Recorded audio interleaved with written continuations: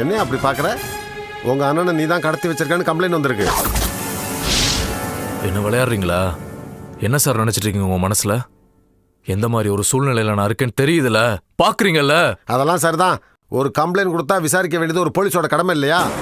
இன்னைக்கு செய்ய வேண்டிய வேலையை நாளைக்கு தள்ளி போட்டா தொழில் துரோகம்யா. இன்னைக்கு கம்ப்ளைண்ட் கொடுத்தா இன்னைக்கே விசாரிச்சிடணும். ரொம்ப நேரம் வேண்டாம், ஒரு அரை மணி நேரம் வந்துட்டு போயிடு. யாரு கம்ப்ளைண்ட் கொடுத்தா? என்னன்னு கொடுத்தாங்க? அதான் சொன்னேனே, உங்க அண்ணனை நீ தான் கடத்தியிருக்க, அவன் எங்க போனான்னு தெரியல, தேடுறாப்புல நடிச்சுக்கிட்டு இருக்க. உன்னோட இந்த திட்டத்துக்கு உங்க அப்பாவுக்கு ஒரு வேளை பங்கு இருந்தாலும் இருக்கலாம் அப்படின்னு கம்ப்ளைண்ட். நல்லா இருக்கா? யார் கொடுத்தா? வேற யாரு கொடுப்பா? உங்க அண்ணி டிம்பிள் தான்.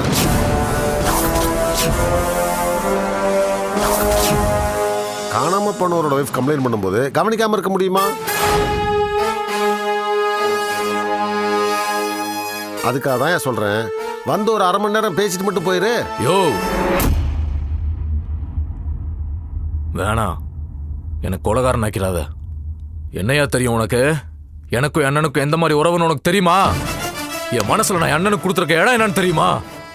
என் அண்ணன் காணாம போன துக்கத்தை நான் இன்னும் முழுசா அழுது தீக்கலையா? அதுக்குள்ள இன்னொன்னு வந்துருச்சு.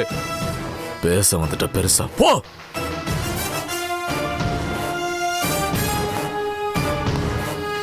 தம்பி, துக்கமெல்லாம் எல்லாருக்கும் இருக்கும்பா. துக்கத்தை விட சட்டம் பெருசு, சட்டத்தை விட கடமை பெருசு. வீரவசனத்தெல்லாம் அப்புறம் பேசிக்கலாம். இப்ப ஸ்டேஷனுக்கு வர்றியா இல்லையா? முடியாதியா. என்ன பண்ணுவ? என்னையா பண்ணுவ? நீ பேசிக்கிட்டு இருக்கிறது ஒரு ஹையர் ஆபீசர் கிட்ட, ஞாபகம் இருக்கா? சாத்தானுக்கு யூனிஃபார்ம் போட்டு சட்டம் பேச வச்சிருக்கியா டிபார்ட்மெண்ட்?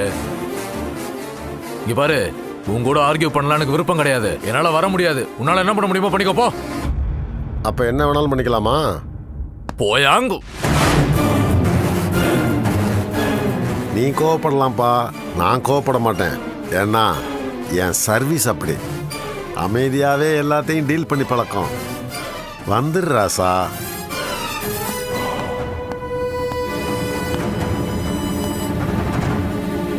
அண்ணி கொடுத்த கம்ப்ளைண்ட் பாரு, அலட்சியப்படுத்தக்கூடாது.